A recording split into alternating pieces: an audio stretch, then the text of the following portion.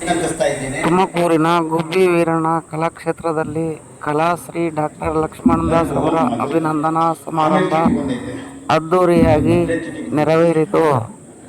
ಸಮಾರಂಭದ ಅಧ್ಯಕ್ಷತೆ ವಹಿಸಿರ್ತಕ್ಕಂಥ ನಮ್ಮ ಮೇಷ್ಟ್ರಿಗೆ ಅವರ ಅನುಮತಿಯನ್ನು ಪಡೆದು ಡಾಕ್ಟರ್ ಲಕ್ಷ್ಮಣದಾಸ್ ಅವರ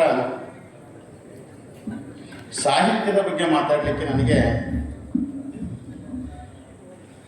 ಹೇಳಲಾಗಿದೆ. ನನ್ನ ಮತ್ತು ಲಕ್ಷ್ಮಣದಾಸರ ಸಂಬಂಧ ಅತ್ಯಂತ ಗಾಢವಾಗಿ ಗಟ್ಟಿಯಾಗಿದ್ದು ನಾನು ಸಾಹಿತ್ಯ ಪರಿಷತ್ತಿನ ಅಧ್ಯಕ್ಷನಾದ ನಂತರ.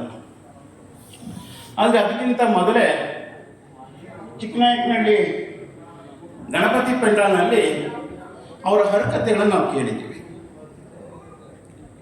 ಆ ನಂತರದಲ್ಲಿ ಒಂದಷ್ಟು ರಂಗದಲ್ಲಿ ಅವ್ರನ್ನ ನೋಡುವಂಥ ಅವಕಾಶ ನಮಗೆ ಸಿಕ್ಕಿತ್ತು. ಆದರೆ